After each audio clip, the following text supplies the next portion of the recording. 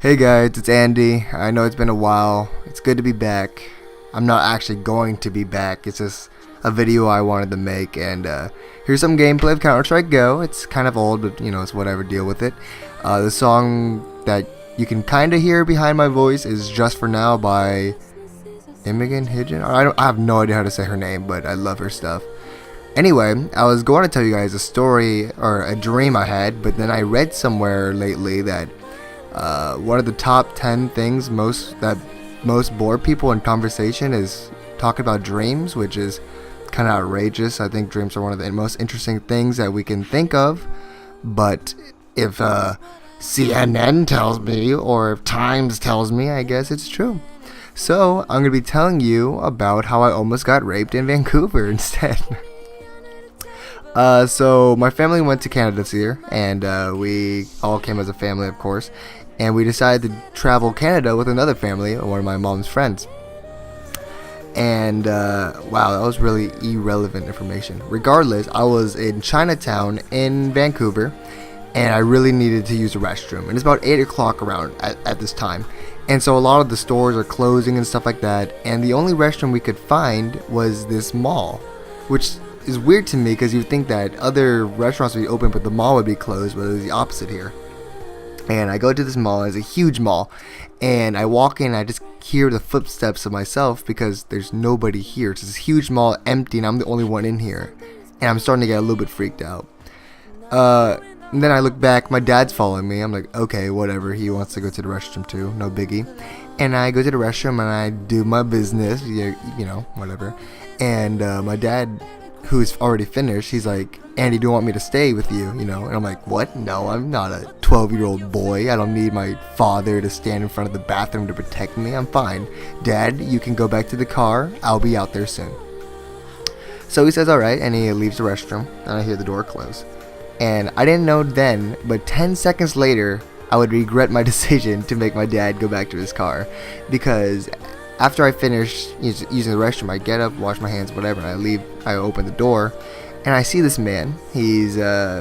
I'm 5'8", and he's probably 6 or so. So he's a tall man, kind of slim, but enough to, be like a normal average guy.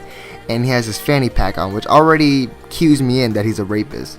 And he looks at me, and I look at him, and he gives me this small smile, which is kind of weird. But it was just like this glimmer in his eyes that I just knew something was kind of messed up. Anyway, so I go back and I'm walking out until I see my mom, and she walks into the restroom. So obviously she wants me to wait for her. And so I sit down, and let me describe you this area real quick. It is this big circle, alright? It's kind of like, imagine a food court. Okay, and it's kind of like the same deal, except there's no food and it's just benches. Okay, so it's just this huge circle, right? And there's only 4 people in the room, in this entire huge room right now. There's me, there is this old Chinese man who's staring at the floor, okay, and he's sitting at the, trying to imagine a circle, top left, okay. Well, and there's also a Vietnamese man who is talking to himself really, really loud, and he's talking about the Canadian politics or whatever, and I checked this dude out, right? I was like, is this guy talking on like some Bluetooth or something? Am I not getting something? No, he was talking to himself, and he was using these like huge hand movements, and he's talking about how like the government should go down. I'm like, okay, that's a little weird. And he's sitting at the bottom left. I'll probably draw a picture or something like that. And in the top right, I notice it's the man. And I know that doesn't sound too weird, but then you have to think about it like this. I just left the restroom about 10 seconds ago. So that must have meant that man went to the restroom and pooped or peed in 10 seconds and got a place to sit. So, like, at this moment, I'm like, there's no way. There's no way. And I'm getting a little bit creeped out. So we're all sitting equally distanced away from each other. And the man with the fanny pack just keeps staring at me and looking at me. And I don't want to look at him, but I want to look at him just so I know that he's not advancing or towards me, And like during this time, I'm just thinking in my head, I'm like, okay, at a normal mall where there's people, if somebody tried to come and rape me, I would have all these people around me to stop them. That wasn't the case here. There's only two people I could rely on to help me out if things go south. There was the Chinese man, very old Chinese man, maybe 65 or so years old, really short, who just kept staring at the floor. Okay. There was the crazy Vietnamese man who kept talking to himself, and he's just, I don't know what he's talking about now.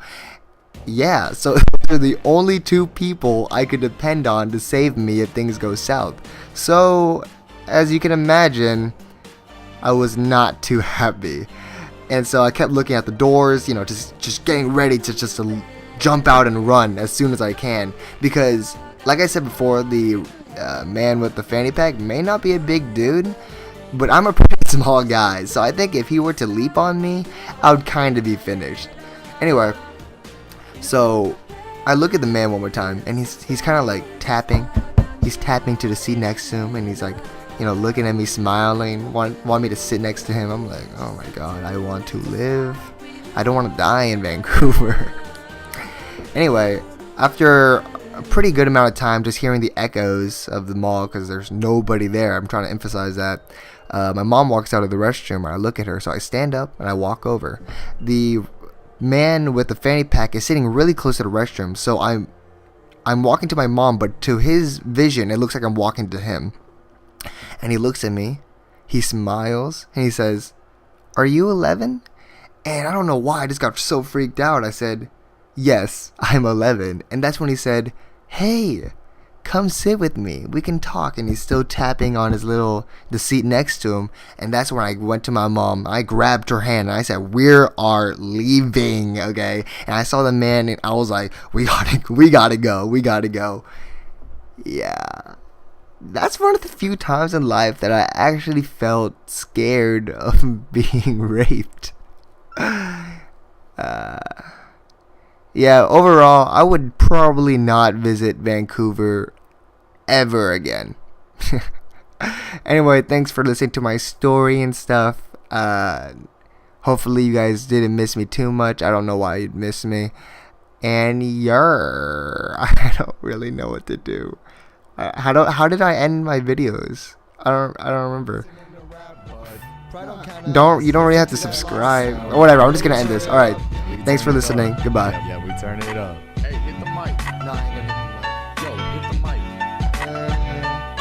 So simple was the name of the game back when the kings flowed. Now it's about repeating the same words. Now hell no, Versace isn't a household name, but we still sound dope. No beats by Dre, more like beats by Pedro. Still saving up for drinks at a local Valero. No De Niro, hometown hero, still the zero, but the zero has his voice on the beat. I'm the secret ingredient that still goes hard on the concrete. Suburban boy living dinner, we still eating. Thank God to the God up there who be still listening. The family be working hard just to get the million. Well, I'll be working hard just to get these millions. They say they listen in the park, but they ain't feeling us. Living on that perp, what? They ain't trill enough. Listening to rap, what? Pride don't count us. Listen to that lost sound. Yeah, we turn it up. They said Kobe and Simpy was the recipe, but when the beat dripped filthy, they only cared about me. But when I went to work, wrote my name under a couple G's. They like, please Jay, let me hit a verse. But as it came up into my assumptions, you was the same faggot ass just trying to get a hard laugh, framing me a loser when I told you LS was gonna elevate my game as a modern day producer. Look at us struggling like we sold it up to Lucifer. Little bitch ripped my heart out, wouldn't mind losing her. Listen to that lost sound. Yeah, we turn it up. Yeah, we turn it up. Yeah, we turn it up.